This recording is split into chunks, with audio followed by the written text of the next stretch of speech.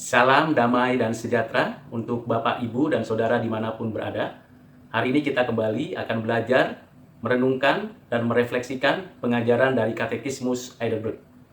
Pertanyaan yang diajukan ialah, apakah yang kamu percayai mengenai Roh Kudus?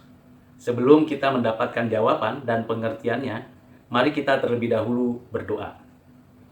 Ya Allah, Bapa kami yang di surga, Pencipta dan Pemelihara hidup kami, yang menebus kami di dalam dan melalui Kristus, yang sudah menjadikan kami anak-anak-Mu oleh Roh Kudus. Kami bersyukur untuk hari ini, bersyukur untuk firman-Mu, bersyukur untuk kebaikan-Mu. Berilah kepada setiap kami, baik yang menyampaikan dan yang mendengarkan, pencerahan dan pengertian, serta kemampuan untuk menaati kebenaran-Mu. Terima kasih Bapa, inilah doa dan permohonan kami, yang kami sampaikan kepadamu di dalam nama Tuhan kami, Tuhan Yesus Kristus. Amin.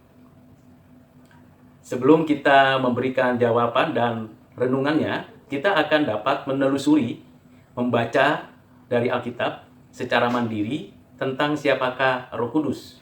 Kita bisa membaca dan menelusurinya dari Perjanjian Lama dan khusus juga dari Perjanjian Baru. Ada beberapa bagian dari Alkitab yang dapat kita baca secara mandiri, mencermatinya, dan memahami pengajaran dari Alkitab. Dari surat Paulus kepada jemaat di Korintus, 1 Korintus pasal 12 ayat 1 sampai 27, dan surat Paulus kepada jemaat di Roma, Roma pasal 8 ayat 1 sampai 17.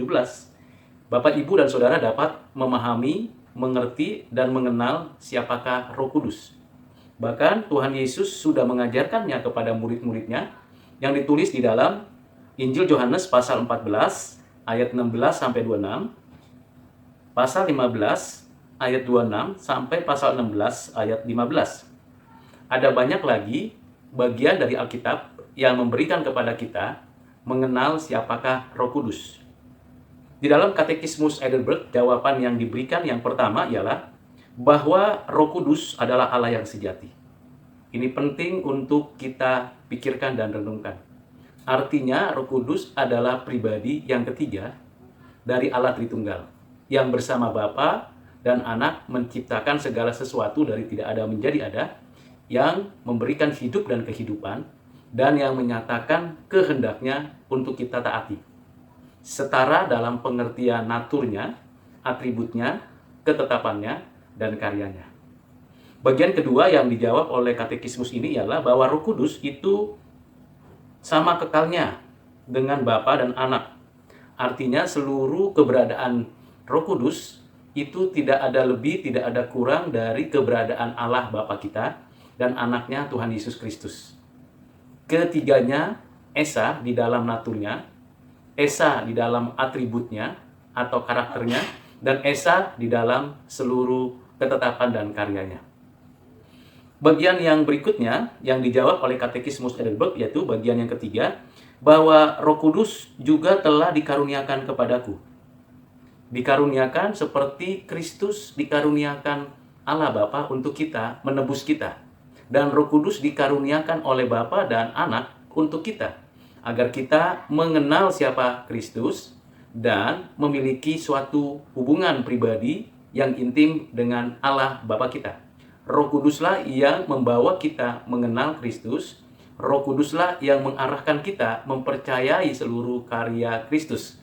Karena Roh Kudus yang memberikan kepada kita pengertian akan kebenaran firman Tuhan. Sehingga Roh Kudus betul-betul berkarya dalam hidup kita. Dan ini karunia yang tidak mungkin diberikan kepada orang dunia. Bagian yang berikutnya ialah Roh Kudus menjadikanku pengambil bagian di dalam Kristus. Ya, di dalam Kristus kita menikmati pengampunan, penebusan, dan kehidupan kekal. Dan oleh Roh Kuduslah kita disatukan oleh Kristus dalam kesatuan mistis. Dan di dalam Kristuslah kita disatukan dengan Bapa. Di dalam kesatuan itulah kita mendapatkan suatu personal, interpersonal di dalam kehidupan kita saat ini dan nanti. Siapa yang mengerjakan itu? Roh Kudus di dalam diri kita. Roh Kudus jugalah yang memberikan kepada kita manfaat dari Kristus, di mana dengan iman yang sejati, untuk menghiburku dan untuk berdiam bersamaku selamanya. Roh Kudus yang memberikan kepada kita iman yang sejati itu bekerja secara efektif. Roh Kudus yang menjadikan kita mengerti dan memahami apa yang dikerjakan oleh Bapa melalui Kristus anaknya yang tunggal. Kita dapat percaya, kita dimampukan mempercayakan semua janji Allah, janji Kristus oleh karena Roh Kudus bekerja dalam hidup kita.